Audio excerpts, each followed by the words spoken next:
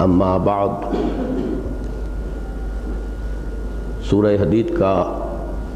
آج 7واں درس ہے۔ جو پروگرام ہم نے بنایا تھا اس کے مطابق تو آج اس سورہ مبارکہ کی جو اہم ترین آیت ہے، آیت نمبر 25، اس کا درس ہونا تھا، لیکن ہمارا پروگرام ایک نشست پیچھے چل رہا ہے۔ پچھلی مرتبہ ہم نے آیت نمبر 19 تک کا مطالعہ مکمل کر لیا تھا۔ آج ارادہ ہے اللہ تعالیٰ اس کو پورا کرائے کہ آیت نمبر 20 سے آیت نمبر 24 تک یہ 5 آیتیں ہیں جن کا مطالعہ کرنا ہے۔ اب میں ان آیات مبارکہ کی تلاوت کر رہا ہوں۔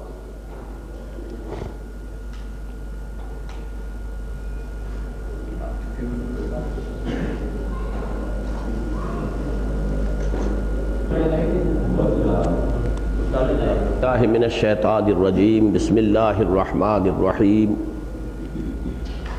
اعلموا انما الحیاۃ الدنیا لعب ولہو وزینۃ وتفاخر بینکم وتکاثر فی الاموال والاولاد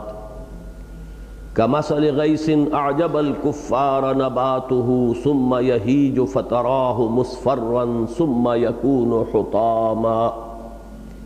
وفی الآخرۃ عذاب شدید ومغفرۃ من اللہ ورضوان وما الحیاۃ الدنیا الا متاع الغرور۔ سابقوا الى مغفرۃ من ربکم وجنۃ عرضها كعرض السماء والارض اعدت للذین آمنوا باللہ ورسلہ ذلك فضل اللہ یؤتیہ من یشاء واللہ ذو الفضل العظیم۔ ما صاب من مصیبت فی الارض ولا فی انفسکم الا فی کتاب من قبل ان نبراها ان ذلك علی اللہ یسیر۔ لکی لا تأسوا علی ما فاتکم ولا تفرحوا بما آتاکم واللہ لا يحب كل مختال فخور۔ الذین یبخلون ویأمرون الناس بالبخل ومن یتول فإن اللہ هو الغنی الحمید۔ صدق اللہ العظیم۔ رب اشرح لی صدری ویسر لی امری واحلل عقدۃ من لسانی یفقہوا قولی۔ اللہم ربنا الہمنا رشدنا واعذنا من شرور انفسنا۔ اللہم ارنا الحق حقا وارزقنا اتباعہ وارنا الباطل باطلا وارزقنا اجتنابہ، آمین یا رب العالمین۔ درس کا جو یہ ہفتہ وار سلسلہ ہوتا ہے، اس میں ایک تو قباحت یہ کہ ایک ہفتے کے بعد جب درس ہوتا ہے تو جو ذہنی سلسلہ ہے ربط اور تعلق و منقطع ہو جاتا ہے۔ دوسرے یہ کہ ہر درس میں کم و بیش کچھ نہ کچھ لوگ بالکل نئے ہوتے ہیں۔ اب درمیان میں سے جب بات شروع ہو رہی ہو اور پچھلے دروس کا کوئی ذہنی ربط موجود نہ ہو تو پھر وہ ذہن اور دل کا جو ربط اور تعلق ہونا چاہیے اس موجودہ درس کے ساتھ وہ پیدا نہیں ہوتا۔ سورہ حدید کی جو 19 آیات ہم پڑھ چکے ہیں ان کا ایک برڈز آئی ویو، ایک طائرانہ نگاہ میں ان کا جائزہ لیا جائے تو پہلی 6 آیات معرفت ربانی کا ایک بہت بڑا خزانہ ہے، ذات و صفات باری تعالی۔ جیسا کہ میں نے کئی مرتبہ عرض کیا، وہ کلام خبریہ ہے، اللہ کی یہ شان ہے، وہ علی کل شیء قدیر ہے، وہ بکل شیء علیم ہے، وہی اول ہے، وہی آخر ہے، وہی ظاہر ہے، وہی باطن ہے، وہ تمہارے ساتھ ہے جہاں کہیں بھی تم ہوتے ہو، وہ ہر چیز کو دیکھ رہا ہے، وہ ہر چیز کا سننے والا ہے، وہی ہے کہ جس نے آسمان اور زمین پیدا فرمائے 6 دنوں میں، پھر وہ تخت حکومت پر متمکن ہوا، اس کے علم میں ہے جو بھی کچھ اس کائنات کے اندر ہو رہا ہے، کوئی پتا بھی اگر جنبش کھاتا ہے تو اس کے علم میں ہے۔ اب یہ تمام کلام خبریہ ہے، اللہ کی ذات و صفات کا بیان ہے، اور ہمارے لیے اس اعتبار سے انتہائی اہم ہے کہ دین کا یہ رخ جو ہے معرفت ربانی کا رخ،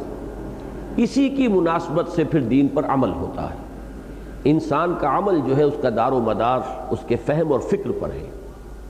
جس قدر اللہ کی معرفت گہری ہوگی اتنا ہی للہیت کے ساتھ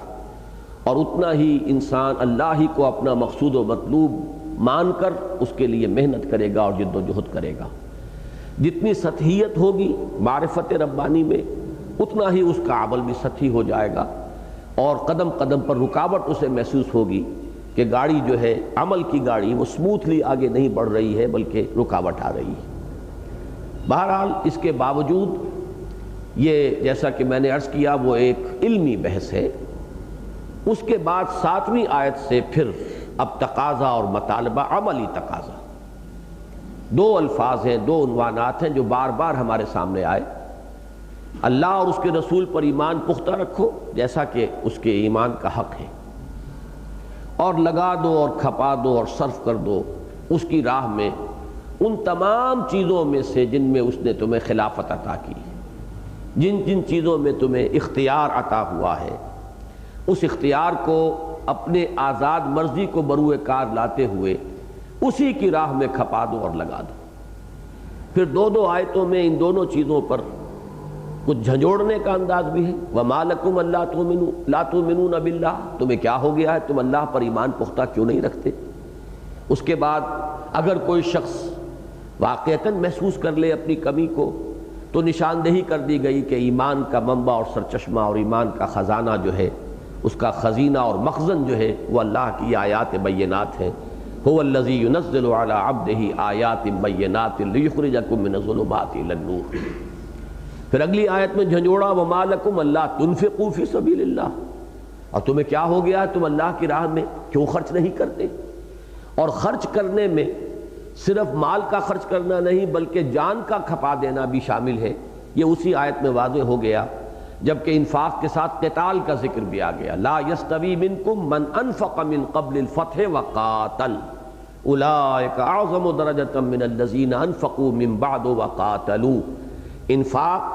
انفاق مال اور قتال، اس میں آدمی اپنی جان کھپاتا ہے، یہاں تک کہ نقد جان ہتھیلی پر رکھ کر میدان میں آتا ہے۔ جو بھی جنگ کے میدان میں آتا ہے وہ اپنی جان کا رسک لے کر آتا ہے۔ اس میں جو رکاوٹ آتی ہے کہ حالات میں انسان کو محسوس ہو کہ نامساعد حالات ہیں، رکاوٹیں ہیں، مشکلات ہیں، اس کو دور کرنے کے لیے بہت ہی لطیف انداز میں یہ فرما دیا گیا کہ جتنے حالات نامساعد ہوں اتنی ہی زیادہ اللہ تعالیٰ کے ہاں پھر اجر و ثواب میں درجے بڑھتے چلے جاتے ہیں۔ لہذا یہ تو ایک موقع ہے، زیادہ سے زیادہ کمائی کرنے کا موقع ہے۔ اگر حالات آسانی والے ہوں، موافق ہوں، تو اس انفاق جان و مال کی وہ قدر و قیمت نہیں ہوگی اللہ کی نگاہ میں اور اللہ کی میزان میں جو نامساعد اور ناموافق حالات میں ہوتی ہے۔ اس کے بعد پھر ایک چیلنج کے انداز میں فرمایا من ذا الذی یقرض اللہ قرضا حسنا، کون ہے وہ باہمت لوگ جو اللہ کو قرض حسنہ دینے کے لیے تیار ہوں۔ پھر میدان حشر کا نقشہ کھینچا گیا۔ یہ 4 آیات جو ہیں وہ اس اعتبار سے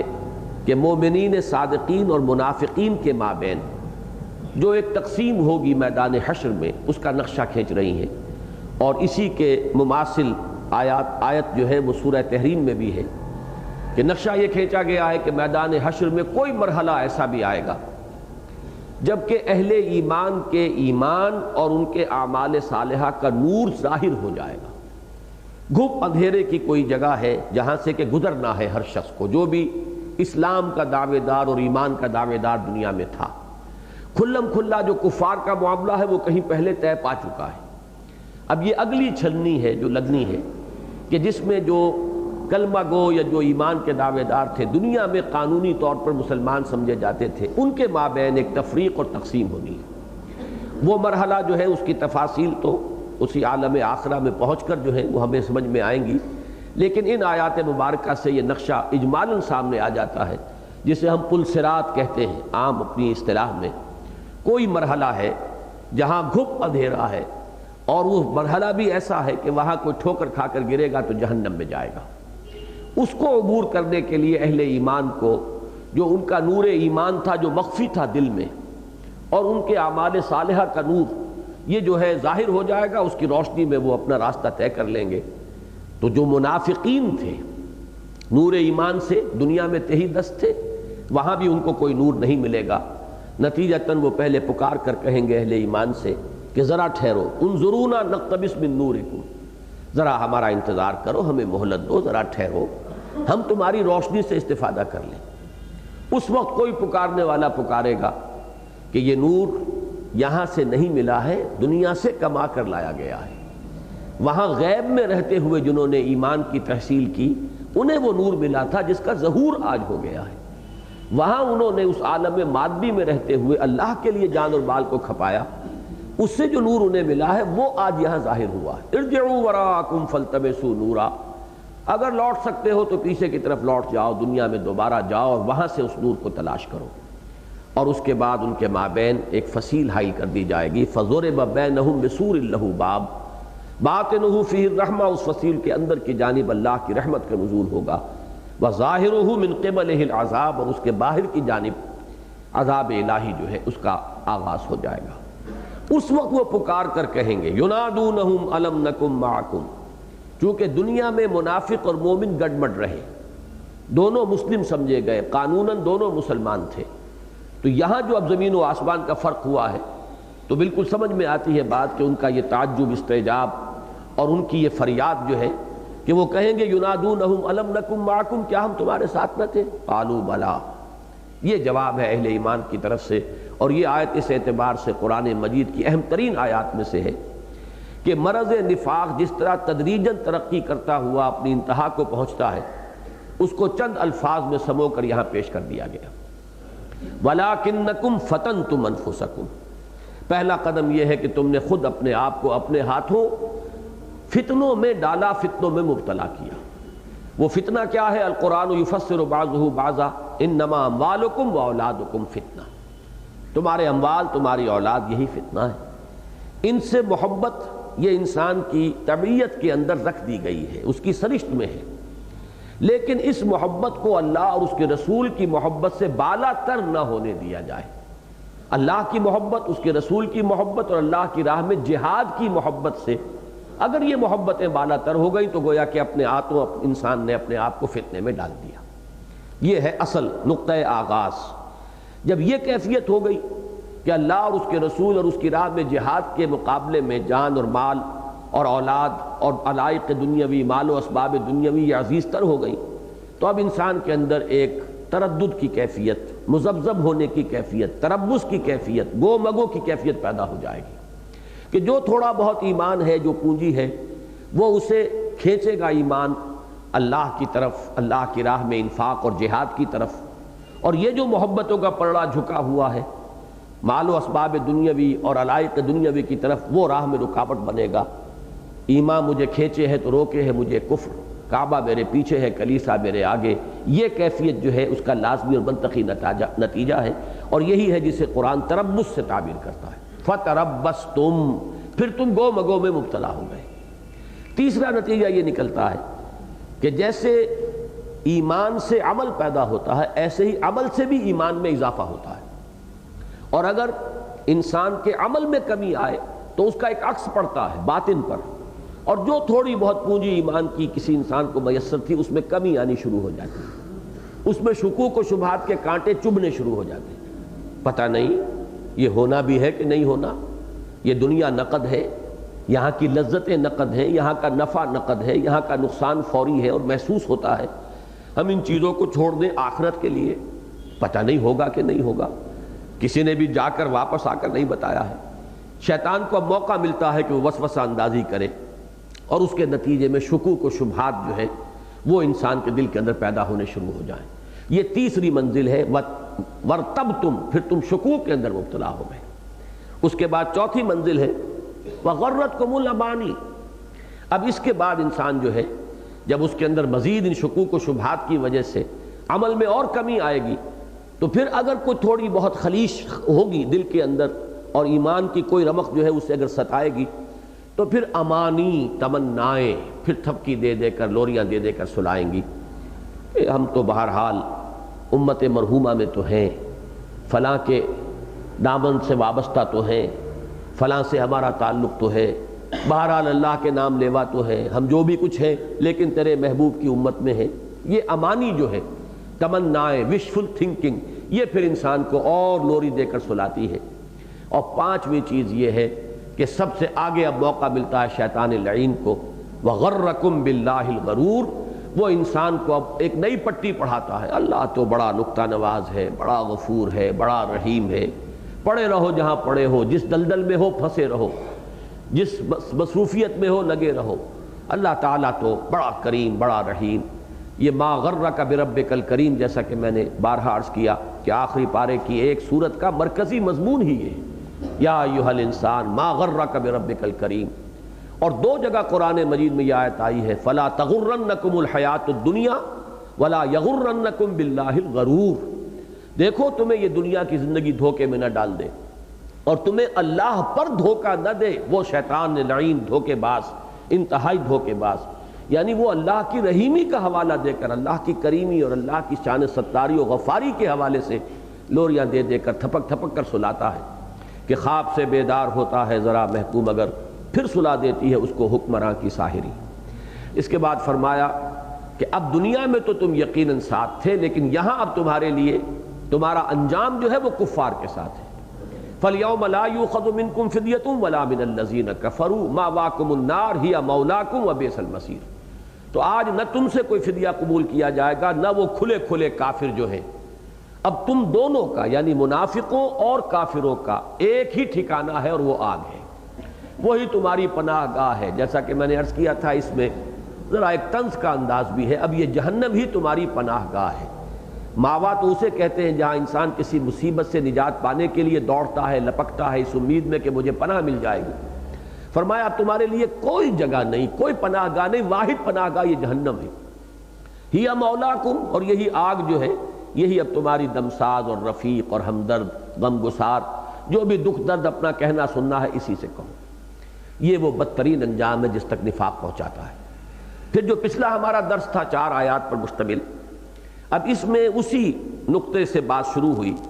کہ یہ جو آیت مبارکہ ہم نے پڑھی نفاق کے درجات، ظاہر بات ہے کہ اس میں ایک شخص اگر تو انتہا کو پہنچ چکا ہے تو اس کے تو جاگنے کا کوئی امکان نہیں. جیسے کہ سورہ منافقون میں فرمایا کہ ایک منزل آتی ہے فَطُبِعَ عَلَىٰ قُلُوبِهِمْ فَهُمْ لَا يَفْقَهُونَ. اب ان کے دل پر مہر ہو گئی ہے، اب تفقہ کا کوئی امکان نہیں، وہ فہم سے عاری ہو چکے ہیں. انہی کے بارے میں فرمایا گیا ہے قرآن مجید میں جو کھلم کھلا کفار ہے، ان کی بھی ایک جو ہے منزل وہ آ جاتی ہے کہ اے نبی آپ خواہ انہیں کتنا ہی سمجھائیں، سواء علیہم انذرتہم ام لم تنذرہم لا یؤمنون ختم اللہ علی قلوبہم وعلی سمعہم وعلی ابصارہم غشاوہ. تو ختم اللہ علی قلوبہم وطبع علی قلوبہم مفہوم ایک ہی ہے. منافقین کا بھی ایک درجہ وہ آتا ہے منافقت کا کہ پھر ان کے دل پر مہر ہو جاتی ہے. لیکن اس سے کمتر درجے میں جو بھی ہیں، میں عام طور پر مثال دیا کرتا ہوں جیسے ٹی بی کا مرض ہے، اس کی پہلی سٹیج ہے، دوسری سٹیج ہے، تھرڈ سٹیج ہے. تو جو پہلی اور دوسری سٹیجز میں ہیں اگر وہ متنبع ہو جائیں، صحیح وقت پر تشخیص ہو جائے، وہ علاج کے لیے آمادہ ہو جائیں تو توقع ہوتی ہے کہ اللہ تعالیٰ شفا عطا فرما دے گا. تو اگر کوئی شخص ابھی پہلے یا دوسرے درجے میں ہے اور اسے ان آیات مبارکہ سے تنبع حاصل ہو جائے، وہ درو بینی کے لیے تیار ہو جائے، وہ اپنے دل میں جھانکے اور محسوس ہو کہ واقعتاً مجھ سے یہ خطا ہوئی ہے، میرے دل میں دنیا کی محبت جو ہے وہ آخرت کی محبت سے زیادہ ہو گئی ہے، مال و اسباب دنیاوی یا علائق دنیاوی ان کی محبت اللہ اور اس کے رسول کی محبت اور ان کی راہ میں جہاد کرنے کی محبت سے بڑھ گئی ہے. تو اب اگر اس پر انسان اصلاح پر کمر بستہ ہو جائے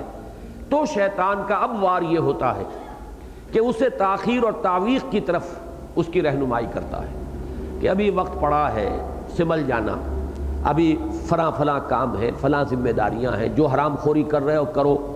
ان ذمہ داریوں سے ذرا فارغ ہو لو، پھر یہ کہ بالکل نیک ہو جانا. جس کی ایک بڑی پیاری مثال ہے سورہ یوسف میں کہ حضرت یوسف علیہ السلام کے بھائی جب آپس میں مشورہ کر رہے تھے کہ ان کو کنویں میں ڈال دیا جائے یا قتل کر دیا جائے، اقتلوا یوسف او اطرحوہ ارضا یخل لکم وجہ ابیکم، تو ظاہر بات ہے کہ ان کے دلوں میں بھی یہ احساس تو ہو رہا تھا کہ یہ بہت غلط حرکت ہم کرنے جا رہے ہیں، بہت ہی ظلم ہوگا یہ، بے گناہ ایک شخص کے ساتھ ہم یہ معاملہ کریں گے جو ہمارا بھائی ہے، اس وقت انہوں نے اپنے آپ کو مطمئن کرنے کے لیے جو الفاظ کہے قرآن مجید میں وہ نقل کر دیے گئے، وَتَكُونُوا مِن بَعْدِهِ قَوْمًا صَالِحِينَ، اس وقت تو یہ کڑوا گھونٹ بھر لو جیسے بھی ہو، پھر تم نیک بن جانا۔ یہی ہے وسوسہ اصل میں، کہ انسان کو شیطان پھر یہ راستہ دکھاتا ہے، تاخیر اور تعویق، ذرا ملتوی کرو۔ اس سے روکنے کے لیے، چونکانے کے لیے فرمایا الم یان للذین آمنوا ان تخشع قلوبہم لذکر اللہ وما نزل من الحق، کیا وقت نہیں آ گیا اہل ایمان کے لیے کہ جھک جائیں ان کے دل؟ بلکہ وہ جو ترازو کی مثال میں دے رہا ہوں تو یوں سمجھیے کہ جھک جائے وہ پلڑا جس میں اللہ کی محبت ہے اور رسول کی محبت ہے اور اللہ کی راہ میں جہاد کی محبت ہے، اللہ کی یاد میں جھک جائے، اللہ جو کچھ نازل ہوا ہے حق میں سے یہ قرآن مجید اس کے سامنے جھک جائے۔ اور ساتھ ہی تنبیہ کر دی گئی اگر اسی تاخیر و تعویق میں پڑے رہے تو پھر تمہارا حشر ویسا ہو سکتا ہے جیسے سابقہ امت کا ہو چکا ہے، وَلَا يَكُونُوا كَالَّذِينَ أُوتُوا الْكِتَابَ مِن قَبْلُ فَطَالَ عَلَيْهِمُ الْأَمَدُ فَقَسَتْ قُلُوبُهُمْ وَكَثِيرٌ مِّنْهُمْ فَاسِقُونَ، اور نہ ہو جائیں وہ ان لوگوں کے مانند کہ جنہیں پہلے کتاب دی گئی تھی، وہ بھی امت مسلمہ تھے، وہ نبیوں کی اولاد تھے، حضرت ابراہیم کی نسل سے تھے، سب کے سب حضرت یعقوب کے 12 بیٹوں کی اولاد تھے، ان کے ہاں سینکڑوں نبی آئے ہیں، لیکن وقت گزرا اور وقت گزرنے کے ساتھ ساتھ دل سخت ہوتے چلے گئے، جس کے لیے قرآن مجید میں سورہ بقرہ میں نقشہ کھینچا گیا ہے کہ ثم قست قلوبکم فہی کالحجارۃ واشد قسوہ، پھر یہ دل ایسے سخت ہو جاتے ہیں کہ اب وہ پتھروں کے مانند سخت ہیں بلکہ ان سے بھی زیادہ سخت، اس لیے کہ پتھروں میں سے تو بعض ایسے بھی ہوتے ہیں کہ جن سے چشمے پھوٹ بہتے ہیں، چٹانیں بعض اوقات شق ہو جاتی ہیں، ان سے پانی نکل جاتا ہے، نہریں نکل آتی ہیں، کبھی کبھی چٹانیں خشیت اللہ سے، خوف الہی سے وہ سرنگوں ہو جاتی ہیں، گر پڑتی ہیں، لیکن انسانی دل میں جب سختی آتی ہے تو اس کا مقابلہ کائنات کی کوئی شے نہیں کر سکتی۔ اب یہ تنبیہ کر کے اب ایک امید افزا بات، اس لیے کہ جیسا کہ ہر شخص جانتا ہے مایوسی جو ہے انسان کے قوا کو شل کر دینے والی شے، امید کا کوئی نہ کوئی جو ہے انسان کو سہارا رہنا چاہیے، تبھی اس کے اندر اصلاح کے لیے ہمت پیدا ہو۔ تو فرمایا اعلموا ان اللہ یحیی الارض بعد موتها قد بینا لکم الآیات لعلکم تعقلون، اگر کوئی شخص اپنے دل میں جھانکے، گریبان میں جھانکے اور یہ محسوس کرے کہ دل میں وہ کیفیات نہیں ہیں، وہ ایمان کا معاملہ نہیں ہے، تو مایوس نہ ہو، اس لیے کہ تم دیکھتے ہو کہ زمین مردہ پڑی ہوتی ہے، بے آب و گیا، کوئی رویدگی نہیں ہوتی، بالکل ویران، بارش برستی ہے اور اللہ تعالیٰ اس کے اندر زندگی کے آثار پیدا کر دیتا ہے، پھر ہریابل نظر آتی ہے، گھاس اگاتا ہے، زندگی ہی زندگی اب چاروں طرف نظر آتی ہے۔ تو جس طرح مردہ زمین کو اللہ زندہ کر دیتا ہے اس کے موت کے بعد، وہ تمہارے دلوں کی مردہ زمین کو بھی اثر نو زندہ کر سکتا ہے، لہذا اس کا دامن تھامو اور کمر ہمت کسو، اصلاح پر آمادہ ہو جاؤ، اللہ سے امید رکھو کہ وہ تمہاری اس کوشش کو نتیجہ خیز بنائے گا اور تمہارے دلوں میں پھر ایمان کی کھیتی لہلہا اٹھے گی۔ اس کے لیے ایک کام عملی جو تمہیں کرنا ہے، ان المصدقین والمصدقات واقرضوا اللہ قرضا حسنا، اصل میں دنیا کی محبت ہے جو رکاوٹ ہے، اور دنیا کی محبت کا سب سے بڑا سمبل، اس کی علامت مال کی محبت ہے، دولت کی محبت ہے۔ تو گویا کہ اب تمہیں علاج کرنا ہوگا، اس مال کی محبت کو دل سے کھرچ کھرچ کر نکالنا ہوگا اگر اب اس راستے پر جانا چاہتے ہو۔ جیسے زمین سے بھی فصل لینی ہوتی ہے تو زمین میں ہل چلاتے ہو، محنت کرتے ہو، بغیر ہل چلائے، بغیر محنت کیے زمین سے تمہیں فصل نہیں ملتی۔ اسی طرح اپنے دلوں کی زمین میں اگر تم چاہتے ہو کہ ایمان کی فصل لہلہا اٹھے تو اس کے لیے تمہیں ہل چلانا پڑے گا، اور وہ ہل کیا ہے؟ اللہ کی راہ میں صدقہ، اللہ کی راہ میں انفاق، قرض حسنہ، اس مال کو لگاؤ اور دو، اور یہ دو مدیں میں عرض کر چکا ہوں۔ صدقہ ہے غرباء، فقراء، یتیموں، بیواؤں، مسکینوں، مسافروں، یعنی ابنائے نوع میں سے، انسانوں ہی میں سے جو محتاج ہیں مدد کے، ان کی مدد میں اپنا پیسہ صرف کرنا، یہ صدقہ ہے۔ یہی در حقیقت زکوٰۃ کی سب سے بڑی مد ہے۔ اور دوسرا ہے اللہ کے دین پر لگانا، اللہ کے دین کے پیغام کو عام کرنا، نشر و اشاعت، اللہ کے دین کے غلبے کی جد و جہد میں جہاد و قتال و فی سبیل اللہ کے لیے جو لوازم درکار ہیں، جو ساز و سامان، جو اسلحہ، جو زاد راہ، اس پر مال لگانا۔ تو یہ جو دوسری مد ہے، اس کو اللہ تعالیٰ انفاق فی سبیل اللہ بھی کہتا ہے، اللہ کی راہ میں خرچ کرنا۔ اور اس کو قرض حسنہ کہتا ہے اپنے ذمے، چونکہ خاص اللہ کے دین کے لیے، ہمارے دین کے لیے تم نے صرف کیا ہے، تو یہ تو گویا کہ ذاتی طور پر ہمارے ذمے ایک قرض ہے۔ ان دونوں مدوں میں جتنا مال لگاؤ گے اتنا ہی زمین کے اندر جتنی بھی امپیورٹیز ہیں وہ نکلیں گی، اور پھر والذین آمنوا باللہ ورسلہ، اب اگر ایمان کا بیج ڈالو گے اپنے دلوں میں تو پھر یہ بیج بارآور ہوگا، اس سے فصل لہلہا اٹھے گی،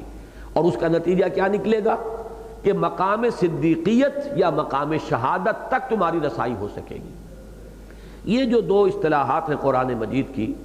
پچھلی مرتبہ چونکہ بالکل اختتام پر ان کا ذکر آیا تو میں تفصیل سے عرض نہیں کر سکا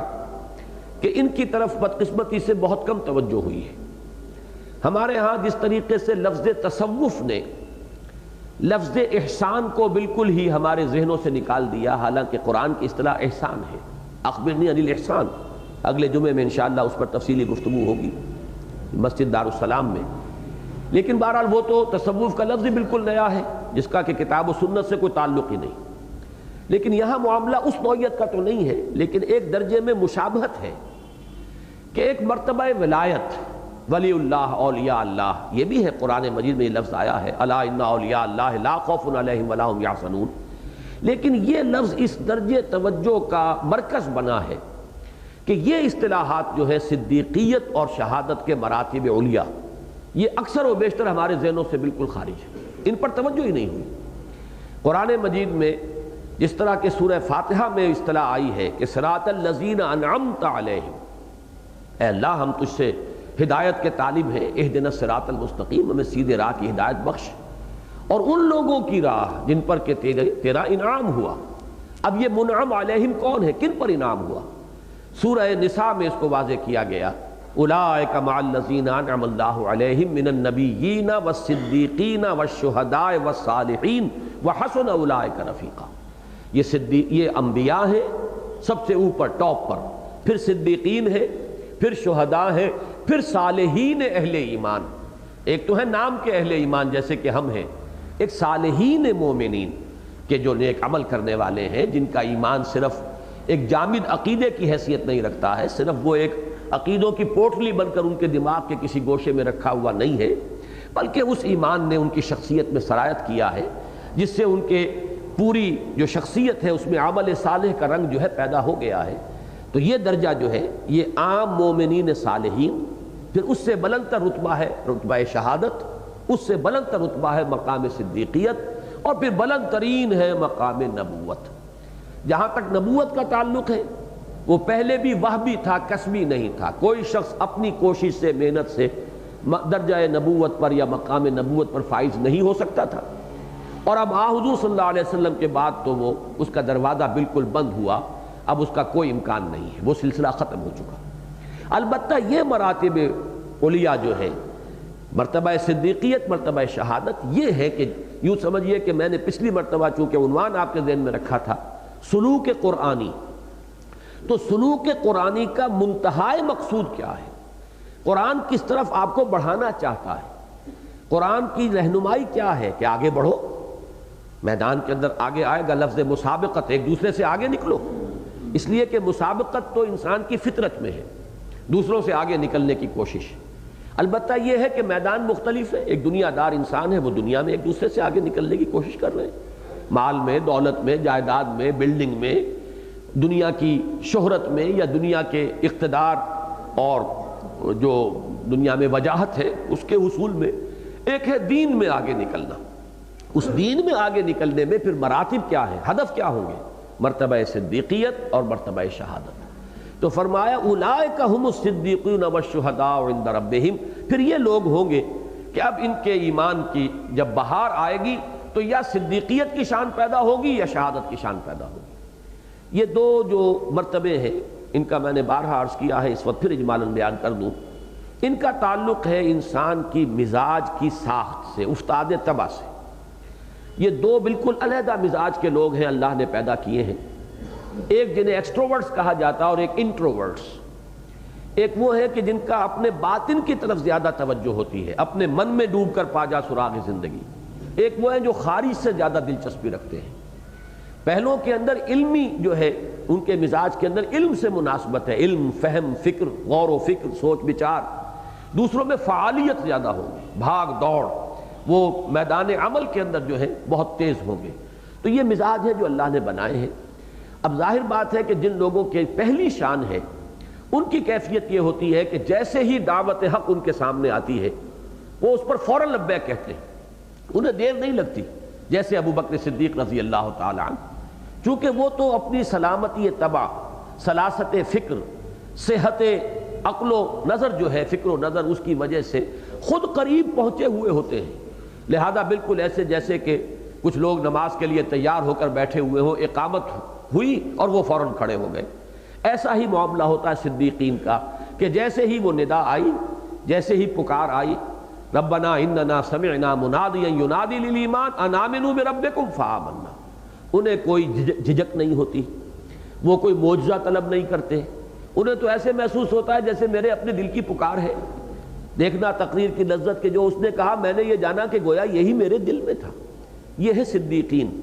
لیکن اس کو یہ نہیں سمجھنا چاہیے کہ یہ صدیقین تو صرف نبی ہی کے زمانے میں ہو سکتے ہیں کہ اننا سمعنا منادیا ینادی للایمان۔ یہ صدیقیت ایک مزاج ہے کہ آج بھی جو مسلمان ہیں، مسلمان تو ہو گئے اس لیے کہ مسلمانوں کے گھر میں پیدا ہوئے، شعوری طور پر تو انہیں سابقہ پیش آیا ہی نہیں، غور و فکر انہوں نے کیا ہی نہیں، وہ تو ایک موروثی عقیدہ ہے۔ جیسے کوئی ہندو اس لیے ہندو ہے کہ ہندوؤں کے گھر میں پیدا ہو گیا، ایسے ایک مسلمان اس لیے مسلمان ہے کہ مسلمان کے گھر میں پیدا ہو گیا۔ لیکن شعوری زندگی میں آ کر فرض کیجئے کہ کسی وقت انکشاف حق ہوتا ہے، کسی ذریعے سے ہو سکتا ہے، اللہ تعالیٰ کسی انسان کو ذریعہ بنا دیتا ہے، کہیں کوئی کسی کی تحریر جو ہے وہ اس کا سبب بن جاتی ہے کہ اس حق کا انکشاف ہوتا ہے۔ اب اگر وہ فوراً اس پر لبیک کہے گا، کوئی ہچکچاہٹ نہیں ہوگی، کوئی تردد نہیں ہوگا، کوئی سوچ بچار نہیں ہوگا، کوئی کیلکولیشن نہیں ہوگی کہ یہ اگر کروں گا تو یہ تکلیف آ جائے گی، یہ کروں گا تو یہ مصیبت آ جائے گی، فلاں شخص کی بات مان لوں گا تو اس کا مطلب ہے میں نیچا ہو گیا وہ اونچا ہو گیا،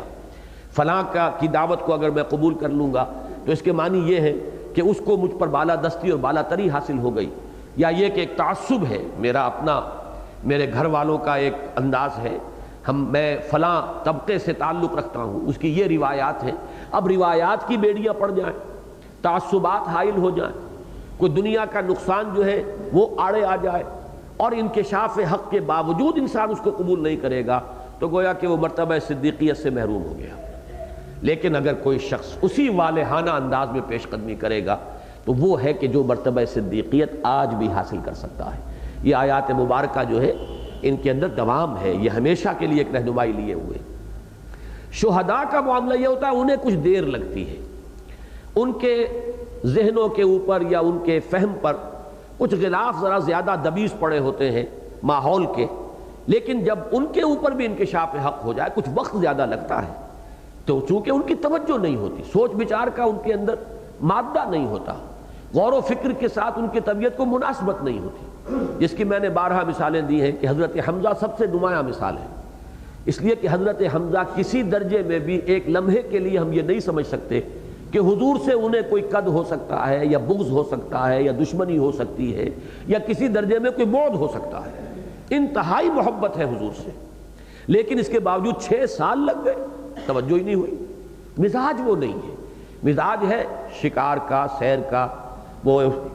تیر کمان اپنی لی ہے، تلوار نیزہ لیا، نکل گئے ہیں، کئی دن جنگلوں کے اندر اور صحرا کے اندر پھر رہے، انہیں وہ سوچ بچار غور و فکر جو ہے مزاجی مناسبت نہیں ہے۔ لیکن یہ کہ جب ادھر انکشاف ہوا ہے، ایک جذباتی انداز کے اندر ہوتا ہے معاملہ، وہ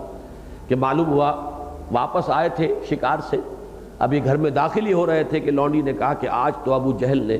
بہت برا سلوک کیا ہے آپ کے بھتیجے کے ساتھ، بس وہ حمیت جو تھی، محبت اندر سوئی ہوئی محبت تھی، ایک دم جاگ اٹھی، آئے ہیں اور ابو جہل کے ساتھ جو معاملہ کیا وہ آپ میں سے اکثر نے سنا ہوگا، اور وہیں کھڑے ہو کر اعلان کیا کہ اچھا میں ایمان لایا اپنے بھتیجے پر، آؤ اگر مقابلہ کرنا ہے تو میدان میں آ جاؤ۔ تو یہ در حقیقت مزاج کی بات ہے، لیکن چونکہ فعال یہ زیادہ ہوتے ہیں لہذا یہ جب پھر اسلام اور ایمان کی طرف آتے ہیں تو پھر اپنی فعالیت کی وجہ سے صدیقین سے بھی آگے نکل جاتے ہیں۔ یہ معاملہ بالکل دوسرا ہے۔ جہاں تک مرتبہ ہے، مرتبہ صدیقیت کا بلندتر ہے مرتبہ شہادت سے، لیکن یہ کہ ایک شخص جو ہے وہ شہادت کے اعتبار سے اس کی فعالیت، جیسے کہ حضرت عمر فاروق رضی اللہ تعالیٰ عنہ کا معاملہ ہے،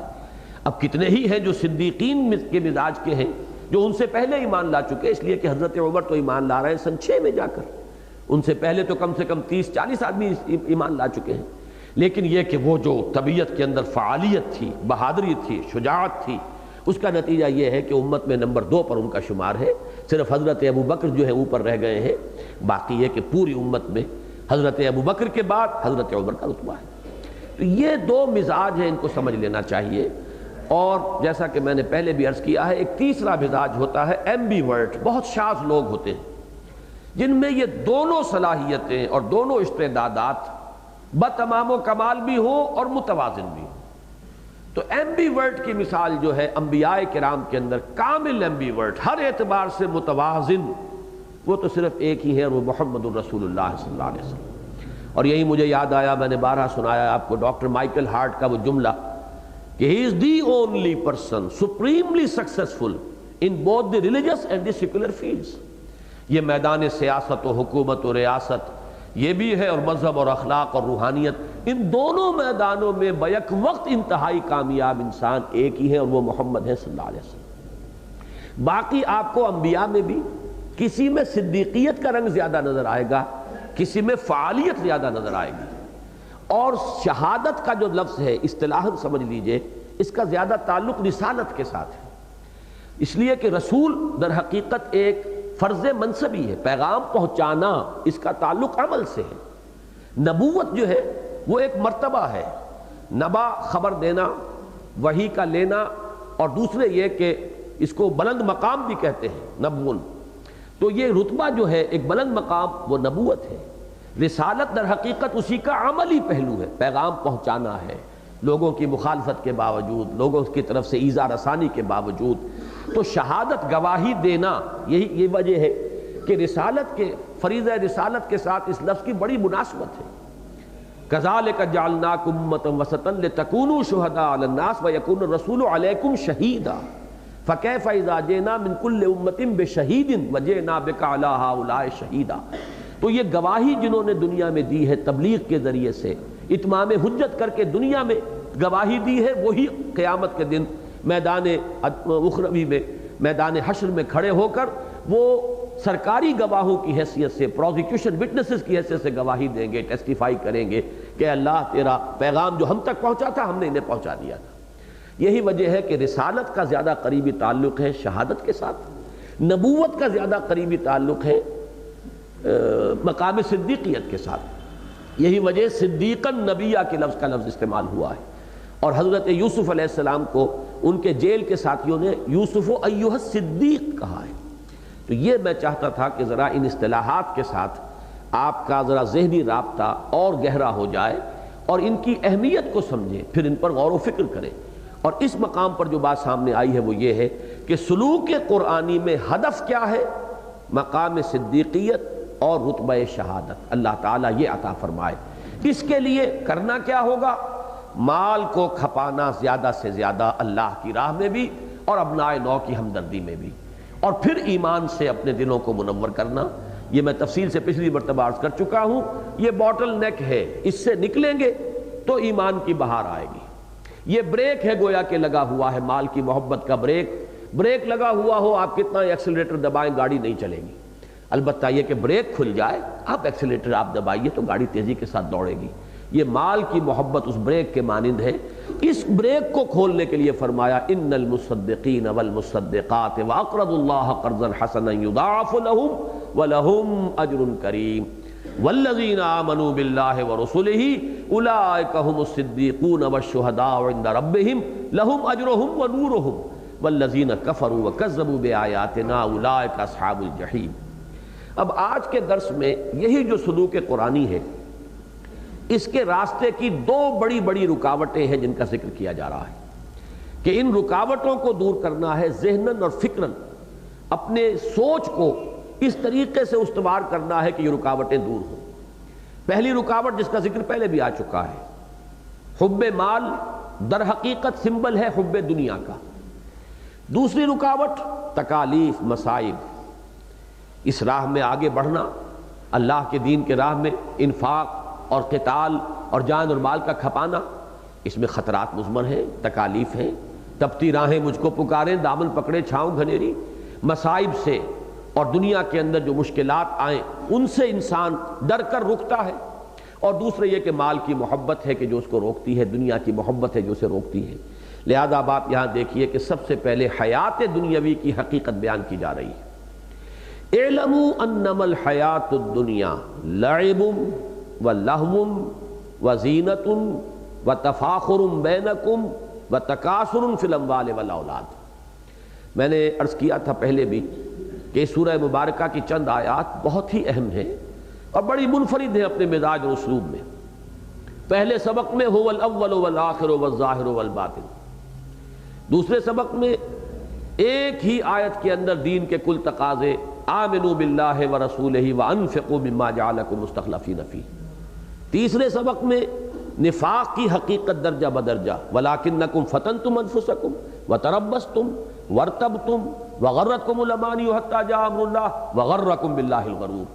یہاں پر اسی طرح دیکھیے کہ 5 الفاظ آ رہے ہیں، دنیا کی زندگی، اور اس سے مراد سمجھ لیجئے کہ ہماری زندگی کا جو مادی پہلو ہے، جو ہماری زندگی کا جسدی یا جسمانی پہلو ہے، کہ ایک ہے روحانی اور انسان کا ایمان کا معاملہ، ذرا اس سے ہٹ کر اسے ایک طرف رکھ دیجئے، تو دنیا کی یہ زندگی جو ہے کچھ مراحل اس میں لازماً آئیں گے۔ پیدائش ہے، لڑکپن ہے، بچپن ہے، نوجوانی ہے، جوانی ہے، پھر یہ کہ کہولت ہے، پھر بڑھاپا ہے، پھر موت ہے، یہ لازماً آنے ہیں۔ کوئی شخص اس سے انبیاء بھی مستثنیٰ نہیں، اولیاء اللہ مستثنیٰ نہیں، نہ کوئی اہل ایمان اس سے مستثنیٰ ہے اور نہ ہی کوئی کافر یا مشرک اس سے مستثنیٰ ہوگا۔ اور ان میں سے ہر دور میں ایک چیز جو ہے وہ بالعموم انسان کی توجہ کا مرکز بن جاتی ہے۔ اکثر لوگوں نے اس آیت کے اندر جو یہ 5 الفاظ آئے ہیں ان کو ایسے ہی لیا ہے جیسے کہ یہ بحثیت مجموعی ایک چیز کا بیان ہو رہا ہے، جیسے کہ وہ منافقت سے متعلق آیت کے بارے میں بھی اکثر و بیشتر لوگوں نے یہی سمجھا ہے۔ ان میں جو تدریج ہے اور ترتیب ہے اس کی طرف عام طور پر توجہ نہیں ہوئی۔ آج میں دیکھ رہا تھا کہ امام راضی رحمۃ اللہ علیہ نے یہ جو تدریج ہے اس کے اندر اور انسانی جو زندگی کے مختلف مدارج اور مراحل ہیں ان کے ساتھ جو مناسبت ہے اس کی طرف اشارہ کیا ہے۔ عام طور پر جو اردو تفاسیر ہیں اس وقت ہمارے ہاں زیر مطالعہ اور لوگوں کے مطالعے کے اندر، تو اس میں یہ چیزیں موجود نہیں ہیں، لیکن یہ کہ امام راضی نے اشارہ کیا ہے کہ مثلا سب سے پہلا جو ہے انسان کی زندگی کا بچپن، لڑکپن، اس میں زندگی اس کے لیے کھیل ہے، اس کی دلچسپی کا مرکز کھیل ہے، یہاں تک کہ اسے کھانے پینے سے بھی دلچسپی نہیں ہوتی۔ والدین پیچھے پیچھے پھرتے ہیں کہ کچھ کھا لو، کچھ پی لو،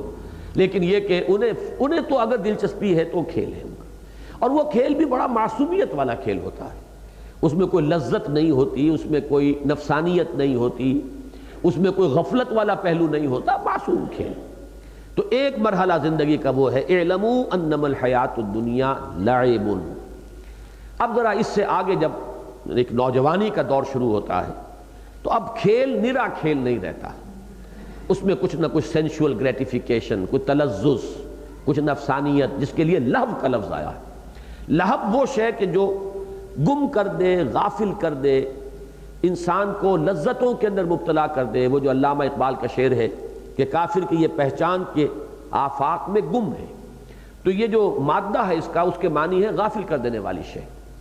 الہاکم التکاثر، اسی سے لفظ لہو جو ہے اسی سے الہاکم بنا ہے، الہا کے معنی غافل کر دینا۔ تو یہ ہے وہ کھیل جس میں کچھ ایک تلذذ، لذت نفسانی جو ہے اس کا بھی کچھ حصہ شامل ہو جاتا ہے۔ یہ جس کو آپ ٹین ایجرز کہتے ہیں، اور یہ ایڈولسنس جو بہت ہی یوں سمجھیے کہ بہت نازک دور ہے عمر کا، اس کے اندر انسان ذرا غلط روی کسی راستے پر پڑ گیا تو پھر پوری زندگی جو ہے اس کے تباہ ہو جانے کا امکان ہے۔ اسی کے ساتھ ایک وقت دور آتا ہے، اس میں زینت، زیبائش، آرائش، اچھا لباس ہو، فیشن کے مطابق ہو۔ آدمی بہت کانشیس ہوتا ہے، میرا لباس ٹھیک ہے یا نہیں ہے، میں باہر جا رہا ہوں، لوگ کہیں فکرہ چست تو نہیں کریں گے، جو بھی اس وقت کا رواج ہے اس کے مطابق، اس فیشن کے مطابق میری وضع قطع ہونی چاہیے۔ تو یہ زینت جو ہے، زیبائش، آرائش، آراستہ پیراستہ ہونا، یہ اس دور کے اندر آپ کو نمایاں نظر آئے گا۔ اس کے بعد اب جب انسان پوری جوانی کو پہنچتا ہے، یہ سمجھیے کہ 30 برس کی عمر جو ہے اس کے لگ بھگ ہے، یہ انسان کا جسمانی اعتبار سے عروج کا دور ہے۔ اس کے لیے لفظ آیا ہے وَتَفَاخُرٌ بَيْنَكُمْ، اب آپس میں فخر کرنا، مفاخرت۔ اور فخر ظاہر بات ہے کبھی نسل پر ہوگا، کبھی اپنے مال پر، دولت پر، دنیاوی حیثیت و وجاہت پر، کسی چیز پر ہوگا، لیکن فخر، تفاخر بینکم۔ اس عمر کے اس دور میں یہ تفاخر کا جذبہ اتنا غالب ہوتا ہے کہ آدمی نفع نقصان کی پرواہ نہیں کرتا، مونچھ نیچی نہیں ہونی چاہیے، چاہے وہ انسان اپنا گھر بیچ دے، کچھ اور کر دے، لیکن یہ کہ جو شریکے والے ہیں جن سے ہمارا مقابلہ ہے اس کے مقابلے میں مونچھ نیچے نہیں ہونے دینی۔ اس میں انسان کی سوچ جو ہے وہ اتنی زیادہ حقیقت پسندانہ نہیں ہوتی، بلکہ زیادہ جو ہے انسان کو وہ اپنے فخر کا جذبہ جو ہے وہ زیادہ پیش نظر رہتا ہے۔ اب اس کے بعد آخری ہے وَتَكَاثُرٌ فِي الْأَمْوَالِ وَالْأَوْلَادِ، ذرا عمر جب ڈھلی ہے اور 50 کے پیٹے میں آدمی آیا نہیں، اور اب بڑا وہ ریئلسٹک ہو جاتا ہے۔ اس کے اندر وہ ریئلسٹک کا لفظ میں اس سینس میں استعمال کر رہا ہوں جو دنیا کا عام لفظ ہے، ورنہ ریئلسٹ ہونا چاہیے صاحب ایمان کو، کہ اس کی نگاہ ہے حقیقت بین اور حقائق اس کی نگاہ کے سامنے ہے۔ لیکن ایک ریئلزم ہے دنیا میں، اس دنیاوی اعتبار سے ریئلزم،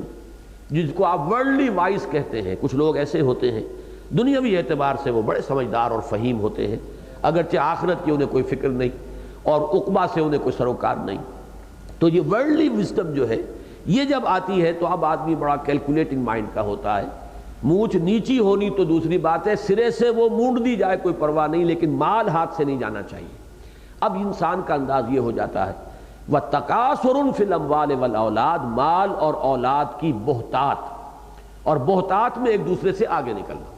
تکاثر۔ یہ وہ چیز ہے کہ اس کا آپ تعلق اپنے ذہن میں قائم کیجئے آخری پارے کی اس صورت سے، سورہ تکاثر، الہاکم التکاثر حتی زرتم المقابر۔ یہ جو آخری دور ہے یہ ختم نہیں ہوتا جب تک کہ آدمی قبر ہی میں نہ اتار دیا جائے، یہ زندگی کے آخری مرحلے تک ساتھ دیتا ہے۔ اس دور میں آ کر ایک اعتبار سے کچھ فرق واقع ہوا ہے، تمدن کی آپ کہہ لیں جو شکلیں بدلی ہیں، ان میں اب اولاد کی وہ اہمیت نہیں رہی، بلکہ اس کے برعکس اب تو کثرت اولاد سے انسان جو ہے وہ بھاگتا ہے، اس لیے کہ اسے تحفظات معاشرے کی طرف سے حاصل ہو گئے۔ ریاست ہے، حکومت ہے، اسے معلوم ہے کہ یہاں پہ امن کا، نظم و ضبط کا اہتمام ہے، پولیس ہے، کوئی مجھ پر کوئی کسی کی طرف سے زیادتی ہوگی تو داد رسی کے لیے کوئی سلسلہ موجود ہے۔ لہذا وہ جو دور ہوتا تھا جبکہ انسان کی آبرو اور عزت کی حفاظت اس کو خود کرنی پڑتی تھی۔ جتنے بازو ہیں، آج بھی آپ دیہات میں جائیں یا قبائلی زندگی جو اب بھی ہے پاکستان کے ان علاقوں میں چلے جائیں تو وہاں نقشہ وہ نظر آئے گا، جس کے پاس جتنے بازو ہیں اتنی ہی اس کی گردن جو ہے وہ اکڑی ہوئی ہوگی، اتنی ہی اس کی عزت ہوگی، اتنا ہی وہ اپنے آپ کو محفوظ و معمون سمجھے گا۔ اس اعتبار سے اس جو مرحلہ تھا جو تمدن کا، اس میں یہ اولاد کی کثرت کی بھی انتہائی انسان کے اندر طلب ہوتی تھی۔ آج ذرا اس اعتبار سے تو ایک فرق واقع ہوا ہے، اگرچہ کچھ نہ کچھ اولاد کی محبت اور طلب جو ہے وہ تو فطرت انسانی کے اندر ہے، لیکن تکاثر فی الاموال والاولاد یہ لفظ جو نقشہ اپنے اندر رکھتا ہے، اس کے اعتبار سے اس دور میں آپ کو وہ صرف اس بیکورڈ علاقوں میں جنہیں بیکورڈ کہا جاتا ہے، جو ابھی یعنی ترقی یافتہ نہیں ہے، پسماندہ جن کو آپ کہتے ہیں، جن میں ابھی وہ قبائلی قسم کا نظام چل رہا ہے، وہاں تو یہ نقشہ نظر آئے گا۔ عام طور پر جو زیادہ متمدن یا مہذب جو علاقے ہیں ان کے اندر یہ بات نہیں ہوگی۔ تو یہاں صرف کثرت رہ گئی ہے مال کی، وہ مال کی جو محتاط کی طلب جو ہے الہاکم التکاثر حتی زرتم المقابر، وہ ختم نہیں ہوتی۔ تو یہ اصل میں میرے نزدیک، اور جیسا کہ میں نے عرض کیا امام رازی نے بھی ادھر اشارہ کیا ہے کہ یہ حیات دنیاوی، انسان کی مادی زندگی جو لامحالہ انہی مراحل سے ہو کر گزرتی ہے، بچپن ہے، جوانی ہے، کہولت ہے، بڑھاپا ہے، موت ہے، اس پروسیس کو کوئی روک نہیں سکتا، اور اس میں اگر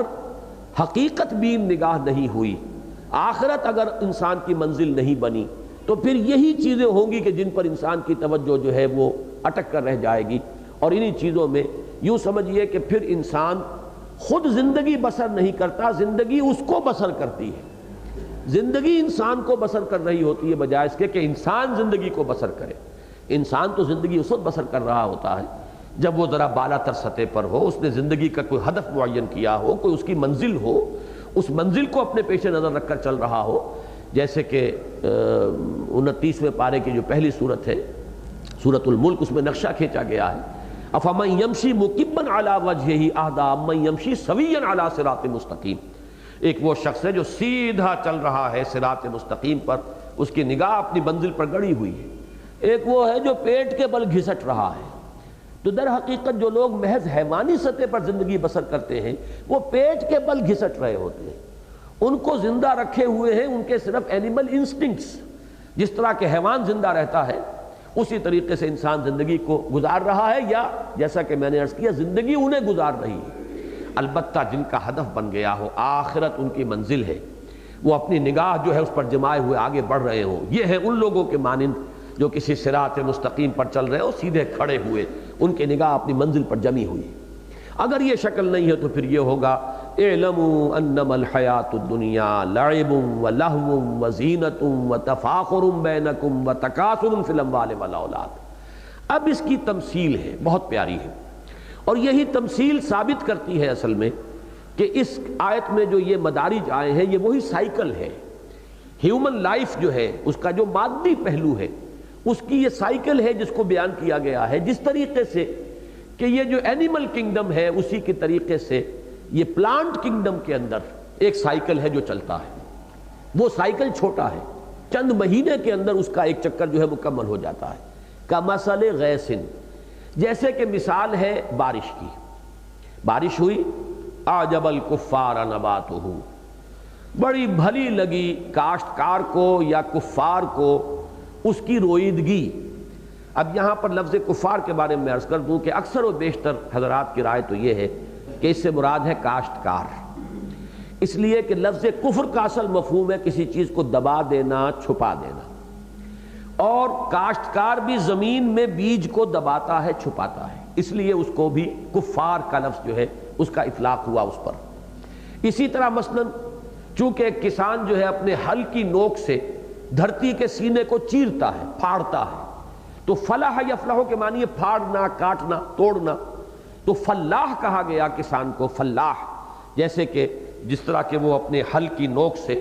وہ زمین کو چیرتا ہے اس کے اعتبار سے فلاح،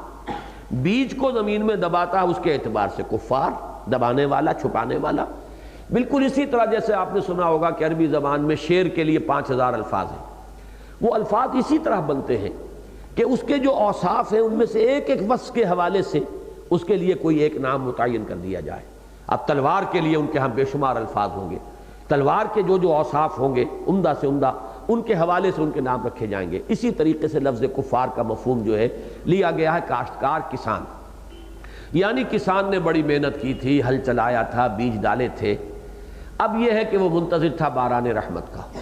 اگر نہیں ہوتی بارش اسے پتا ہے کہ میری یہ محنت جو ہے ضائع ہو جائے گی، لیکن بارش برسی، چھینٹا پڑ گیا، تھوڑی ہی ہوئی، لیکن یہ کہ اب وہ بیج جو ہے پھوٹے، فصل نے ذرا سر نکالا زمین سے، تو اب اس کے دل کا یوں سمجھیے کہ خوشی سے جو حال ہوتا ہے، ایک اطمینان، ایک امید افزا کیفیت، اس کو تعبیر کیا اعجب الکفار نباتہ، کہ جو نبات پیدا ہوئی نباتات اس بارش سے،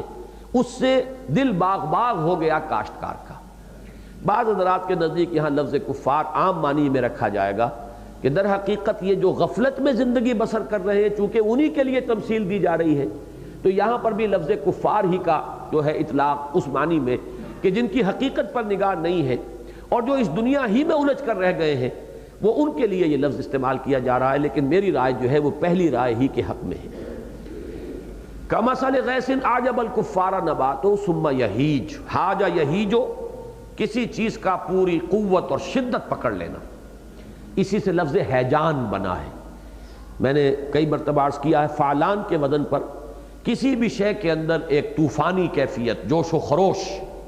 جیسے کہ عطشان، انتہائی پیاسا، جوعان، انتہائی بھوک سے مرا جا رہا ہو انسان، غضبان، انتہائی غضبناک، رحمان، جس کی رحمت ٹھاٹھے مارتے ہوئے سمندر کے مانند ہو، جس کی رحمت کے اندر جوش و خروش ہو، تو ہیجان جس کے اندر جوش ہے خروش ہے، تو ثم یہیج، پھر وہ کھیتی اپنی پوری قوت پر آتی ہے، لہلہا رہی ہے کھیتی۔ اب آپ اندازہ کیجئے کہ کسان کا دل بھی کس طرح لہلہاتا ہے اس کے ساتھ، کتنی اسے خوشی ہوتی ہے۔ فَتَرَاهُ مُصْفَرًّا، اب اس لہلہانے کے ساتھ ہی ساتھ کھیتی جب پکتی ہے تو اب اس پر زردی آنی شروع ہو جاتی ہے۔ جب زردی آتی ہے کھیتی پر تو اب وہ منظر اتنا خوشنما نہیں رہتا، وہ جو تراوٹ ہے اور وہ جو تر و تازگی ہے ماحول کی وہ نہیں ہوگی، لیکن یہ کہ بہرحال یہ معلوم ہے کہ اب فصل پک رہی ہے، یہی تو در حقیقت مقصود تھا، لیکن منظر کے اوپر ایک طرح کی اداسی سی آنی شروع ہو جاتی ہے۔ فَتَرَاهُ مُصْفَرًّا، اب یہاں پر ذہن میں نقشہ رکھیے، مثال دی جا رہی انسانی زندگی کی، کہیں بچہ پیدا ہوا، شادیاں خوشی کے بج رہے ہیں، بہت ہی مبارکباد دی جا رہی ہے، لڈو تقسیم ہو رہے ہیں، نہ معلوم کیا ہو رہا ہے، اس کے بعد وہ بچہ جوانی کو پہنچا، اپنی پوری پختگی کو پہنچا، ولولے ہیں، امنگیں ہیں، جسم و جان میں حرارت ہے۔ اب اس کے بعد آیا وہ ادھیڑ عمر، اب بال جو ہے وہ سیاہی سے سفیدی کی طرف آنے شروع ہوئے، پہلے وہ کھچڑی بنے، پھر سفیدی نمایاں ہوئی، چہروں پر کچھ جھریاں آنی شروع ہوئیں، یہ ہے وہ فَتَرَاهُ مُصْفَرًّا ثُمَّ يَكُونُ حُطَامًا، یہ آخری منزل ہے۔ پھر وہ جب کھیتی کٹ جاتی ہے، یا یہ کہ اگر یہ کھیتی نہیں ہے، جیسے چراگاہوں میں ہوتا ہے، چراگاہیں ہیں پڑی ہوئی ہے، وہاں کسی نے نہ ہل چلایا ہے، نہ کھیتی کا بیج بویا ہے، بارش ہوتی ہے تو سبزہ اگاتا ہے، وہاں گھاس ہے، ہریاول ہے، اس کے بعد کچھ عرصے کے بعد وہ جھلس کر رہ جاتی ہے گھاس، پھر وہ چورا چورا ہو کر پاؤں تلے روندی جاتی ہے۔ فصل کٹنے کے بعد بھی جو کھیتوں کے اندر منظر ہوتا ہے کہ وہاں پر اب خاک اڑ رہی ہے، اور وہ جو بھی توڑی ووڑی وہاں رہ گئی ہے وہ اڑتی پھر رہی ہے، وہ ویرانی کا ایک منظر۔ ثم یکون حطاما، اب وہ چورا چورا ہو کر پاؤں تلے روندی جاتی ہے۔ یہ در حقیقت جو چار ادوار بتائے ہیں یہ ایک سائیکل ہے۔ پلانٹ کنگڈم کے اندر یا فصلوں کے اندر ہم دیکھتے ہیں کہ چند مہینوں میں یہ مکمل ہو گیا، لیکن غور کیجئے کہ یہی سائیکل ہے انسانی زندگی کا جو 50 60 70 سال میں مکمل ہو جاتا ہے۔ تو صرف ایک کمیت کا فرق ہے، سارا کوانٹیٹیٹیو ڈیفرنس ہے، کوالٹیٹیو ڈیفرنس نہیں ہے۔ اور جس طریقے سے کہ وہ گھاس پھر چورا چورا ہو کر مٹی میں مل کر مٹی ہو جاتی ہے، وہ آئندہ کے لیے کھاد کا کام دیتی ہے، بالکل اسی طریقے سے انسان مرنے کے بعد پھر وہ قبر میں اتار دیا جاتا ہے، اس کا وہ جسد مادی جو ہے وہ پھر مٹی ہو کر مٹی میں مل جائے گا، اس کے بعد کچھ عرصے کے بعد، شاید کچھ عرصے کے بعد کوئی ہڈیاں نظر آئیں، پھر بہت عرصہ گزر جائے گا، ہڈیاں بھی تحلیل ہو جائیں گی۔ یہی ہے نقشہ، یہ تو لا محالہ ہو کر رہنا ہے، چاہے غفلت میں زندگی گزرے یہ مراحل آئیں گے، چاہے معرفت میں زندگی گزرے یہ مراحل تو باہر آئیں گے۔ جہاں تک جسد مادی کا تعلق ہے، حیات دنیاوی کا تعلق ہے، اس سائیکل کو کوئی نہیں روک سکتا۔ لیکن اب اصل بات سمجھنے کی کیا ہے، وَفِي الْآخِرَةِ عَذَابٌ شَدِيدٌ وَمَغْفِرَةٌ مِّنَ اللَّهِ وَرِضْوَانٌ۔ اب آخرت کی زندگی وہ ہے جس میں دو کیفیات ہیں، جن میں سے ایک سے انسان کو دو چار ہو کر رہنا ہے۔ اس میں یا تو مغفرت ہے، وَفِي الْآخِرَةِ عَذَابٌ شَدِيدٌ، یا سخت سزا ہے، سخت عذاب ہے، وَمَغْفِرَةٌ مِّنَ اللَّهِ وَرِضْوَانٌ، اور یا پھر دوسری شکل یہ ہے کہ اللہ کی طرف سے مغفرت ہے، اس کی رضا ہے۔ ان دو انجاموں تک بہرحال پہنچنا ہے، یہ ہے مابہ الامتیاز۔ پلانٹ سائیکل جو ہے پلانٹ کنگڈم کا، اس میں یہ مرحلہ نہیں آئے گا۔ ہیومن لائف دنیاوی زندگی کے اعتبار سے تو بالکل اس کے مشابہ ہے، لیکن فرق کس چیز میں واقع ہو رہا ہے کہ اس کے لیے اب آخرت کی زندگی بھی ہے، اس کے لیے ریزریکشن ہے، اس کے لیے دوبارہ جی اٹھنا ہے، اس کا حساب کتاب ہے، اس کے جزا و سزا کے فیصلے ہیں۔ جیسے کہ حضور نے اپنے اس مشہور خطبے میں جو میں نے اپنے کتابچے میں نقل کیا ہے دعوت اللہ میں، کہ حضور نے جو آخری حصہ ہے وہ آپ کو سنا رہا ہوں، وَاللَّهِ لَتَمُوتُنَّ كَمَا تَنَامُونَ، خدا کی قسم تم پر موت طاری ہو کر رہے گی جیسے تم روزانہ رات کو سو جاتے ہو، ثُمَّ لَتُبْعَثُنَّ كَمَا تَسْتَيْقِظُونَ، پھر لازماً تمہیں اٹھا لیا جائے گا جیسے کہ روزانہ صبح کو بیدار ہو جاتے ہو،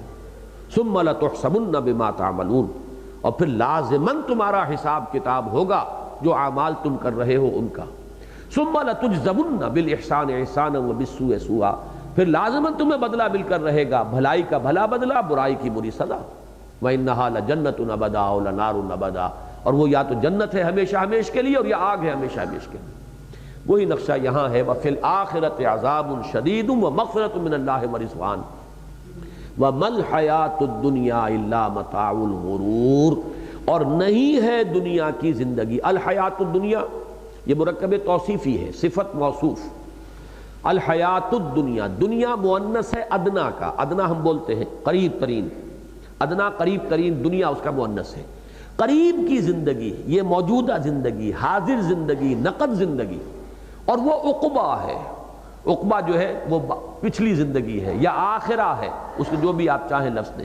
لیکن دنیا ہے یہ قریب کی زندگی. سے عاجلہ بھی کہا گیا ہے، آخرہ کے مقابلہ میں عاجلہ، دنیا کے مقابلے میں عقبہ. وفی الآخرۃ عذاب شدید ومغفرۃ من اللہ ورضوان وما الحیاۃ الدنیا الا متاع الغرور، اور نہیں ہے دنیا کی زندگی مگر صرف دھوکے کا سامان. یہاں نوٹ کر لیجئے یہ غین پر پیش کے ساتھ غرور ہے، مصدر ہے یہ، جبکہ اسی سورہ مبارکہ میں غرور غین کے زبر کے ساتھ بھی آ چکا ہے. وہ فعول کے وزن پر مبالغے کا صیغہ، انتہائی دھوکے باز، بہت دھوکہ دینے والا، شیطان لعین، غرور. اور یہ غرور ہے دھوکہ، یہ دھوکے کا سامان ہے. یہاں یہ بات البتہ سمجھ لینی چاہیے کہ اس آیت مبارکہ کے اندر جو نقشہ کھینچا جا رہا ہے وہ ان لوگوں کا ہے کہ جنہیں آخرت کا شعور نہیں ہوا یا آخرت ان کی منزل مقصود نہیں قرار پائی. وہ صرف اسی دنیا میں گم ہو کر دنیا کی زندگی گزار دیتے ہیں یا زندگی انہیں گزار دیتی ہے. اس کے سوا جو ہے ان کی آنکھ جو ہے شعور کی وہ نہیں کھلتی اور حقائق منکشف نہیں ہوتے. اگر حقائق منکشف ہو جائیں اور عاقبت اور آخرت انسان کا مقصود بن جائے تو پھر دنیا کی زندگی بڑی قیمتی شے ہے، یہ دھوکے کا سامان نہیں ہے. دھوکے کا سامان یہ اس وقت بنتا ہے جبکہ نگاہ اس میں الجھ کر رہ جائے. ایک پردہ ہے، ایک حجاب ہے، آپ کی نگاہ جو ہے الجھ کر رہ گئی. گاہ میری نگاہ تیز چیر گئی دل وجود، گاہ الجھ کے رہ گئی میرے توہمات میں. اگر وہ نگاہ جو ہے اسی دنیا میں الجھ کر رہ گئی اور انسان دنیا میں گم ہو گیا، کافر کی یہ پہچان کے آفاق میں گم ہے، تو اب اس دنیا کی زندگی سے زیادہ دھوکے کا سامان اور کوئی نہیں، اس سے زیادہ انسان کے لیے تباہ کن اور شے کوئی نہیں. اس لیے کہ اپنی اصل منزل سے بے خبر کر دیا، اپنی اصل حقیقت سے بے خبر کر دیا. انسان کو یاد ہی نہ رہا کہ مجھے کہاں جانا تھا، میری منزل کون سی ہے. تو مل حیات الدنیا الا متاع الغرور، یہ قرآن مجید میں ایک دوسرے مقام پر بھی آیا ہے، ومل حیات الدنیا الا متاع الغرور. لیکن یہ ذہن میں رکھیے کہ قرآن مجید ہی میں یہ بھی کہا جا رہا ہے کہ اس دنیا کی زندگی میں اعراض عن اللغو، لغو کاموں سے اپنے آپ کو بچانا بہت ضروری ہے. لغو کسے کہتے ہیں؟ جس کا کوئی فائدہ نہیں. اس کا مطلب یہ ہے کہ دنیا کا ایک ایک لمحہ قیمتی ہے، اس لیے کہ اسی دنیا کی زندگی کے نتیجے میں آخرت کی ابدی زندگی ہے، یا سنور جائے گی یا بگڑ جائے گی. یہی تو کمائیں گے ہم تو وہاں ملے گا کچھ، محنت مزدوری یہاں ہوگی تو وہاں ملے گا. جس کو حضور نے فرمایا الدنیا مزرعۃ الآخرہ، دنیا مزرعہ ہے، کھیتی ہے آخرت کی. یہاں بوگے تو وہاں کاٹو گے، اگر یہاں بوگے نہیں تو کاٹو گے کہاں. یعنی یہ سمجھ لیجئے کہ رہبانیت والا معاملہ اسی سورہ مبارکہ کے آخری رکوع میں اس کی نفی آئے گی. یہاں در حقیقت نفی کی جا رہی ہے دنیا پرستی کی، چونکہ مثال دی گئی تھی یہود کی، وَلَا يَكُونُوا كَالَّذِينَ أُوتُوا الْكِتَابَ مِن قَبْلُ فَطَالَ عَلَيْهِمُ الْأَمَدُ. جو دنیا پرستی کے اندر گم ہو جائے وہ چونکہ اس وقت مخاطب ہے، لہذا اس آیہ مبارکہ میں اس گمشدگی کے عالم میں دنیا کی زندگی کی جو کیفیت ہو جاتی ہے اس کو بیان کیا گیا. لیکن یہ کہ اگر انسان اس سے بالا تر ہو کر زندگی بسر کر رہا ہو، بازار سے گزرا ہوں خریدار نہیں ہوں، کن فی الدنیا کانک غریب و عابر سبیل، اس کی اصل منزل معین ہو کہ وہ آخرت ہے، تو پھر یہ زندگی بہت قیمتی ہے، اس کا ایک ایک لمحہ قیمتی ہے. اسی میں بنانا ہے جو کچھ بنانا ہے، اسی میں کرنا ہے جو کچھ کرنا ہے. اس کے ہر لمحے کو ہم امر بنا سکتے ہیں، ابدی بنا سکتے ہیں. لیکن اگر آخرت سے یہ غافل کر دے تو پھر ظاہر بات ہے کہ اس سے بڑا دھوکے کا سامان اور کوئی نہیں. وَمَا الْحَيَاةُ الدُّنْيَا إِلَّا مَتَاعُ الْغُرُورِ. اب اس کا جو نتیجہ نکلنا چاہیے، سابقوا الى مغفرة من ربكم وجنة عرضها كعرض السماء والارض. اگر یہ حقیقت منکشف ہو گئی تو اس کا منطقی نتیجہ یہ ہے دوڑو اور دوڑ میں ایک دوسرے سے آگے نکلو. سابقو مسابقہ، مسابقت جسے ہم اردو میں کہتے ہیں، عربی میں یہ مسابقہ ہے باب مفاعلہ. سبقہ آگے بڑھ جانا اور مسابقہ آگے بڑھنے کے لیے ایک دوسرے سے مقابلہ کرنا. یہ جیسا کہ میں نے شروع میں عرض کیا تھا، مسابقت انسان کی فطرت کے اندر ہے، صرف میدان جو ہے اس کا بدل جائے گا۔ اگر کوئی شخص طالب دنیا ہے تو دنیا میں تکاثر فی الاموال والاولاد، یہ اس کا میدان ہوگا مسابقت کا، اس میں ایک دوسرے سے آگے نکلے گا۔ اور اگر آخرت جو ہے وہ مقصود ہو گئی، دنیا کی اصل حقیقت سامنے آ گئی، تو پھر اب اس کا نتیجہ ہوگا سابقوا الی مغفرۃ من ربکم، دوڑو، سارعوا بھی آیا ہے قرآن مجید میں ایک مقام پر، سارعوا الی مغفرۃ من ربکم، لیکن مسارعت سے مسابقت میں زیادہ زور ہے۔ سارعوا ہوگا دوڑو، مسابقت یہ کہ دوڑو اور ایک دوسرے سے آگے نکلنے کی کوشش کرو۔ یہی مسابقت جو ہے صحابہ کرام میں ہمیں نظر آتی ہے کہ ان کے اندر مسابقت کا جذبہ تھا دین کے لیے، خیر کے لیے، انفاق میں، قربانی دینے میں،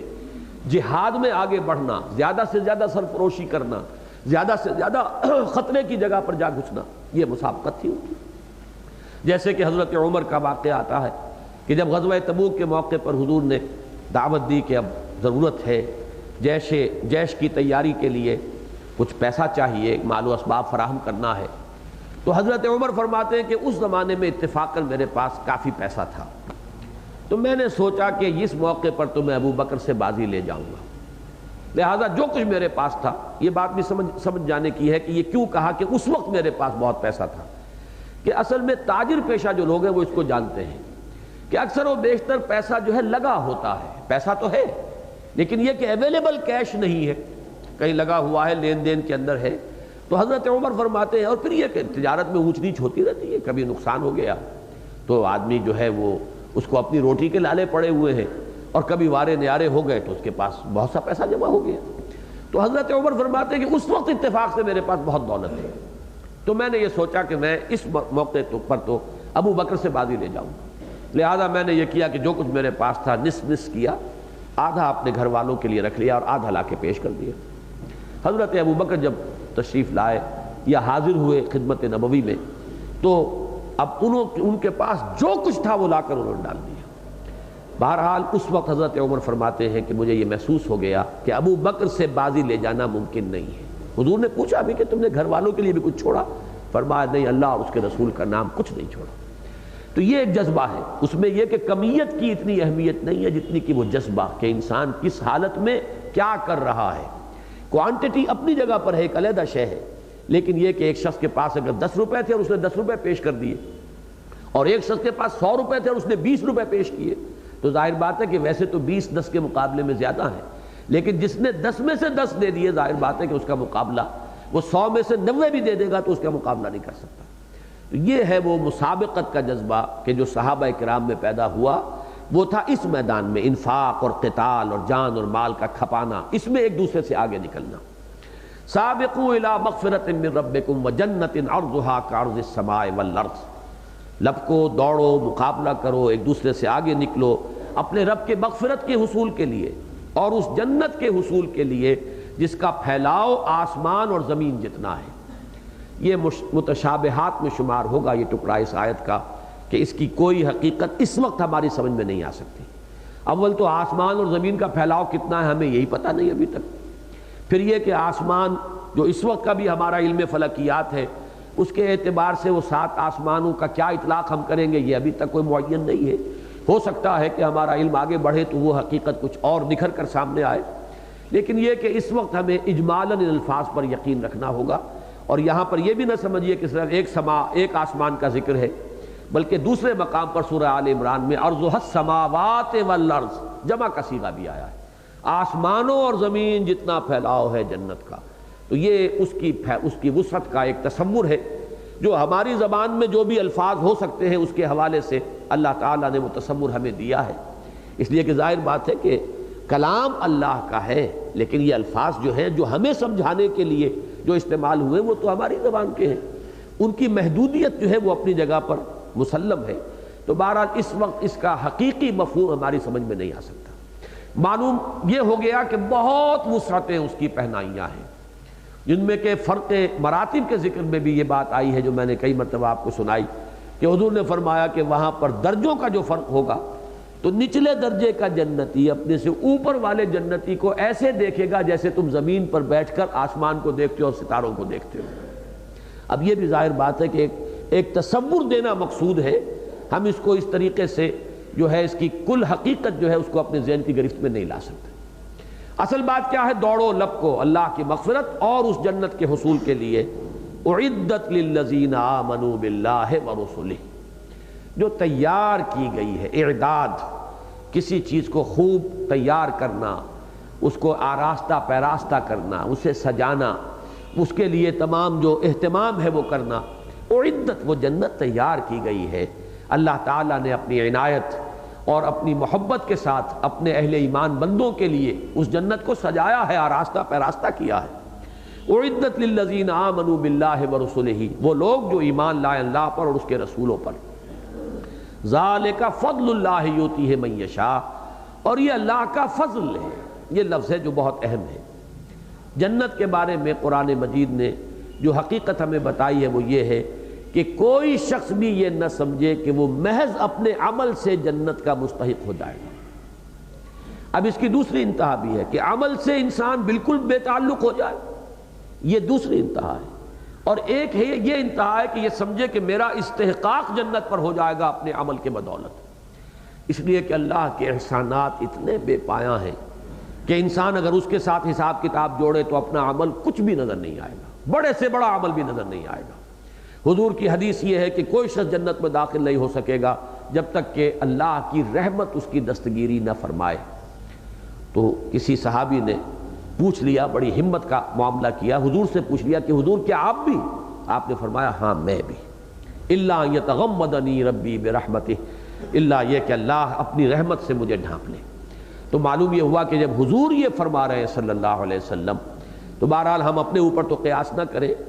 یہ تو قیاس مع الفارق ہو جائے گا، لیکن ایک بات کو سمجھانے کا انداز ہے۔ تو یہ جان لیجئے کہ جنت کے بارے میں کوئی اپنا استحقاق نہ سمجھے، یوں سمجھے کہ ہم اگر اپنی محنت، جد و جہد، کوشش، زیادہ سے زیادہ جان و مال کھپا کر اللہ کے عفو کے مستحق ہو جائیں، کہ اللہ کے عفو اور درگزر کا استحقاق پیدا ہو جائے، تو یہ بھی بہت بڑا ہے۔ اللہ تعالی ہمیں معاف فرما دے۔ باقی یہ کہ جنت جو ہے وہ تو فضل ہے، ذالک فضل اللہ یؤتیہ من یشاء، وہ اجر نہیں ہے، فضل ہے۔ اجر اور اجرت یہ ہوتی ہے کسی عمل کا معاوضہ۔ اجر جو ہے ہم کسی نیکی کے لیے لفظ بولتے ہیں، اس کا معاوضہ اجر ہے۔ اجرت کسی محنت جو ہے دنیا میں اس لفظ کا استعمال ہے، کسی شخص نے محنت مشقت کی، اس کو اجرت آپ دیتے ہیں، دہاڑی دیتے ہیں یا ماہانہ تنخواہ دیتے ہیں، یہ ان کی اجرت ہے۔ لیکن یہ کہ فضل وہ شے ہے جو بغیر کسی استحقاق کے، جو معاوضہ نہ بنے کسی شے کا، بلکہ کسی اپنے خاص خزانہ فیض سے اور رحمت سے جو شے کی دی جائے گی وہ فضل ہے۔ تو فضل کہتے ہیں یہ فضیلت، بالا تری ہونا، بالا تر ہونا، اضافی شے ہونا، تو یہ فضل ہے۔ ذالک فضل اللہ یؤتیہ من یشاء واللہ ذو الفضل العظیم، اور اللہ بڑے فضل والا ہے، اس کے فضل کا کہ خزانے جو ہیں وہ محدود نہیں ہیں، بلکہ بڑے اس کے خزانے جو ہیں وہ وسیع ہیں۔ اب دوسری میں نے رکاوٹ آپ کو بتائی تھی کہ اگر اس راستے پر آئیں انفاق مال، انفاق نفس، اس میں خطرات ہیں، تکالیف ہیں، مصائب ہیں۔ پیسہ آدمی سنبھال کر رکھتا ہے کہ کسی آڑے وقت میں کام آئے گا، ادھر دین کا تقاضا آ رہا ہے کہ لگاؤ اسے اللہ کی راہ۔ انسان محنت و مشقت کر کے دنیا کما رہا ہے، اپنا وقت، اپنی محنت، صلاحیت صرف کر کے، ادھر وہ کہا جا رہا ہے کہ میدان میں نکلو۔ اب یہ راستے بہرحال کٹھن راستے ہیں، اس میں مشکلات ہیں۔ ان مشکلات اور مصائب سے بچنے کے لیے بھی بسا اوقات انسان جو ہے وہ اس راہ پر آگے بڑھنے سے ہچکچا جاتا ہے۔ اس کا علاج فرمایا جا رہا ہے، ما صاب من مصیبت فی الارض ولا فی انفسکم الا فی کتاب من قبل ان نبراہ۔ نہیں پڑتی کوئی پڑھنے والی، اصابہ یصیبو کسی چیز کا واقع ہونا، مصیبت واقع ہونے والی، مراد اس سے ویسے تو یہ کہ جو شے بھی واقع ہو رہی ہے اس پر اس لفظ کا لغوی طور پر اطلاق ہو جائے گا، لیکن مسرت بخش چیز اگر کوئی ہو گئی ہے تو ہم اس کے بارے میں متفکر نہیں ہوتے۔ اصل میں جو فکر ہوتا ہے، اندیشہ ہوتا ہے، وہ ہوتا ہے کوئی شے جو میرے لیے نقصان دہ ہو، میرے لیے مضرت کا باعث بنے، میرے لیے فوری طور پر کسی تکلیف کا باعث بن جائے۔ لہذا لفظ مصیبت کا عام اطلاق جو ہے وہ ہے کسی ایسے شے کے لیے کہ جو ہمارے لیے ناگوار ہو۔ ما اصاب من مصیبت، کوئی ناگوار شے، کوئی تکلیف دہ شے، کوئی مضرت بخش شے نہیں واقع ہوتی فی الارض ولا فی انفسکم،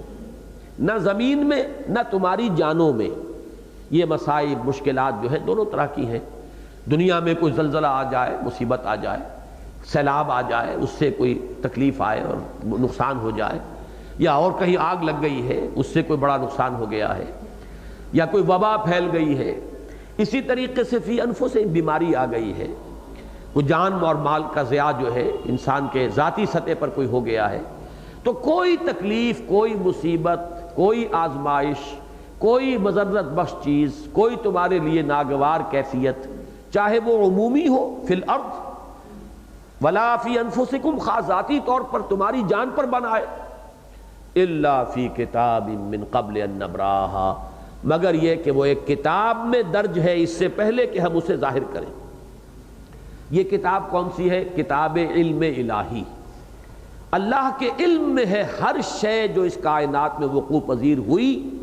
اور ہر شے کہ جو اس کائنات میں وقوع پذیر ہوگی کبھی بھی آئندہ، ہمیشہ ہمیشہ۔ یہ ہے عالم ما کان و ما یکون، یہ اللہ کی شان ہے،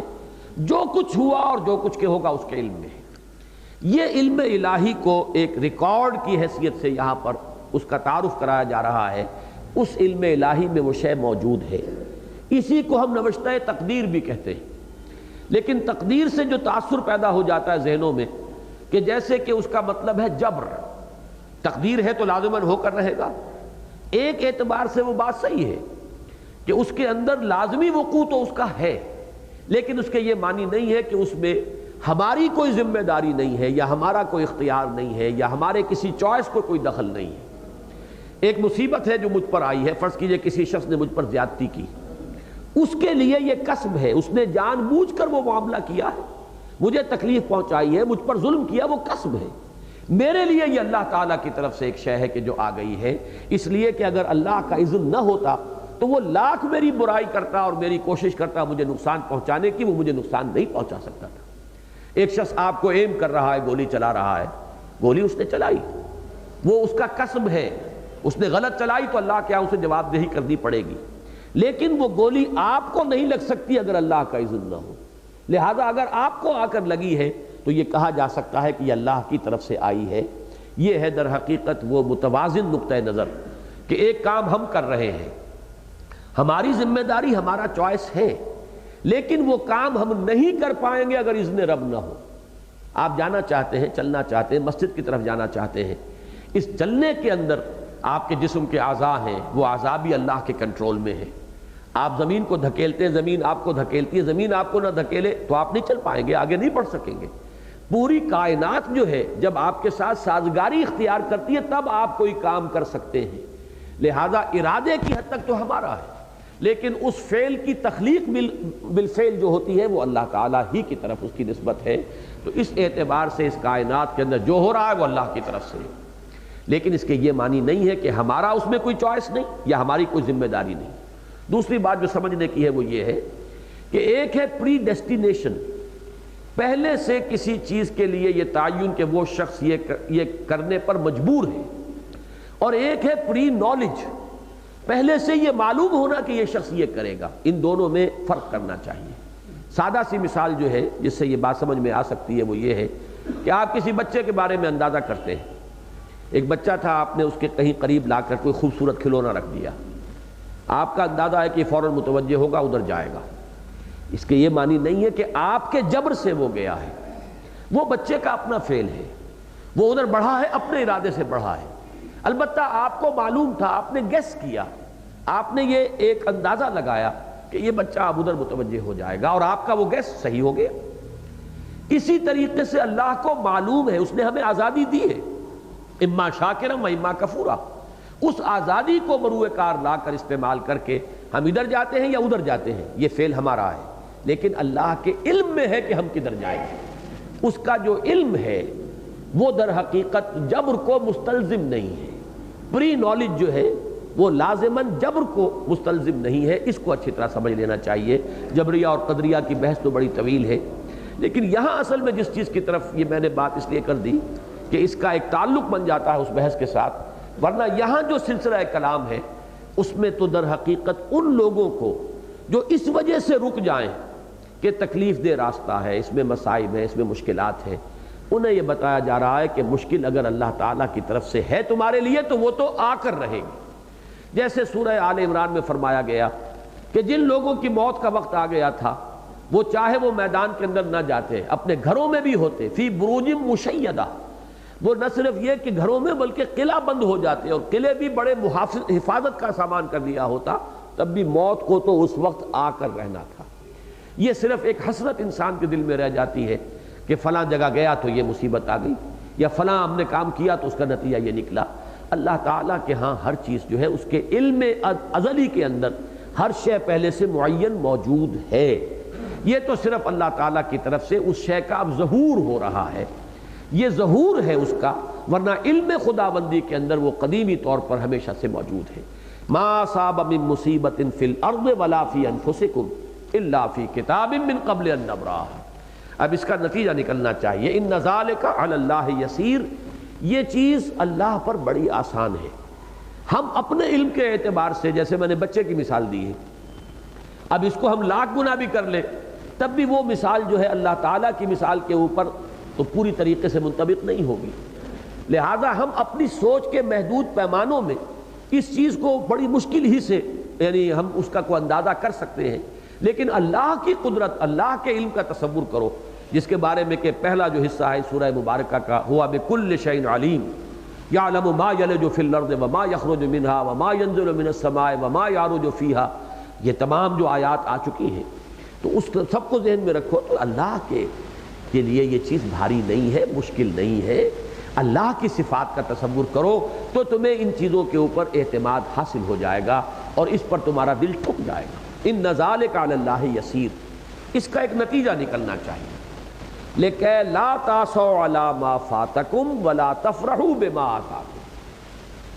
تاکہ تم افسوس نہ کیا کرو اس پر جو تم سے جاتا رہے۔ فاتا فوت ہو جانا، ہمارا کوئی عزیز ہم سے رخصت ہو گیا، ہم کہتے ہیں فوت ہو گیا، کوئی موقع ہاتھ سے نکل گیا، فوت ہو گیا، اور اس پر انسان اب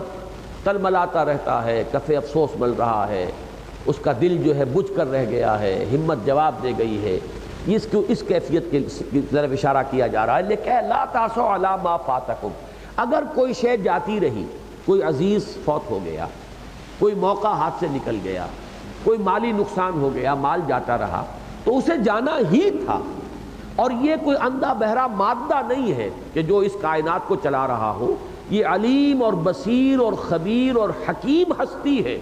کہ جس کا ارادہ یہاں پر کار فرما ہے اور یہ اس کے تحت ہو رہا ہے۔ لہذا صاحب ایمان کے لیے اب اس میں افسوس کس بات کا، رنج کس بات کا، غم کس بات کا؟ ایمان کی وہ کیفیت جس کو کہ مرتبہ ولایت سے تعبیر کیا جاتا ہے، وہ اصل میں حقیقت ایمان ہی کے لیے ایک لفظ ہے۔ ایمان اگر واقعتاً دل میں ہوگا تو وہ اہل ایمان ہی اللہ کے ولی ہیں اور دوست ہیں۔ الا ان اولیاء اللہ لا خوف علیہم ولا هم یحزنون، ان کے لیے نہ خوف ہے نہ حزن ہے۔ خوف کس بات کا؟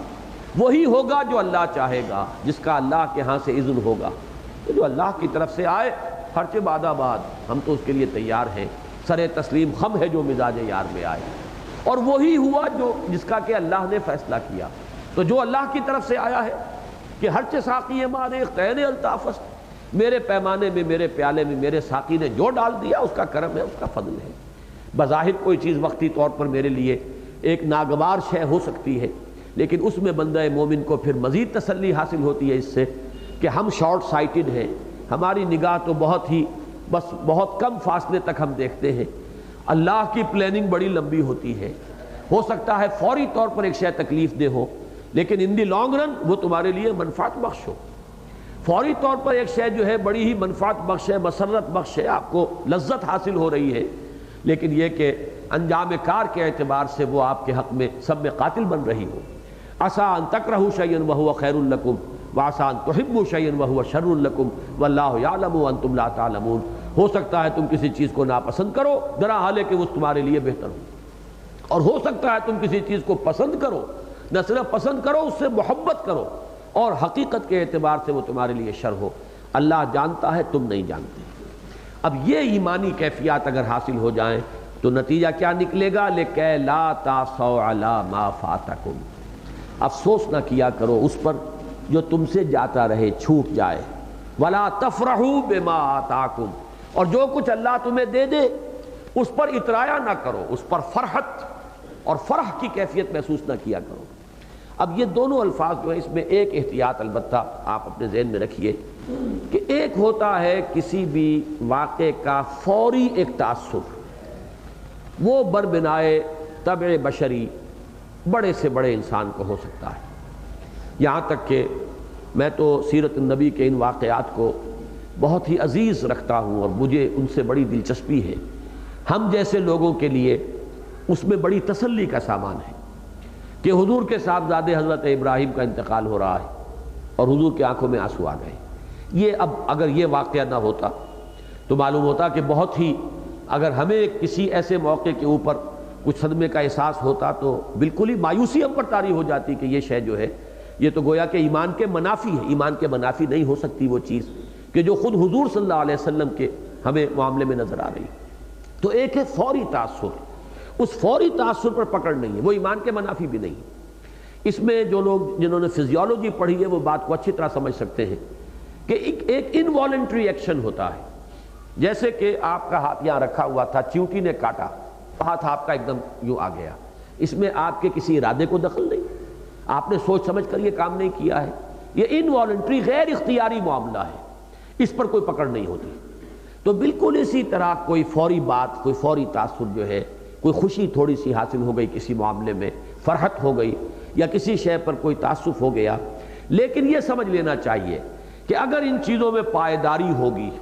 ان میں شدت ہوگی، ان میں گہرائی اور گہرائی ہوگی، تو یہ چیزیں اب اسی درجے میں ایمان سے دوری کی علامت بن جائیں۔ یوں سمجھیے کہ جیسے پینڈولم جو ہے، اس پینڈولم کا ایک جو اس کی حرکت ہو رہی ہے دائیں سے بائیں کی طرف، یہ ایمپلیٹیوڈ جو ہے اس کی موومنٹ کا، ایک بندہ مومن کی زندگی میں مسرت بخش اور مضرت بخش چیزوں کے درمیان اس کی باطنی کیفیت کا پینڈولم حرکت میں تو آئے گا لیکن بہت کم، لیکن جتنا جتنا ایمان کی کمی ہوگی اسی اعتبار سے اس کا پینڈولم کا جو ایمپلیٹیوڈ ہے وہ بڑھتا جائے گا۔ ذرا سی کوئی نفع کی بات ہو گئی، مسرت کی بات ہو گئی تو پھولے نہیں سما رہے، اترا رہے ہیں، اب زمین جو ہے پاؤں زمین پر ٹک نہیں رہے، گردن اکڑ رہی ہے،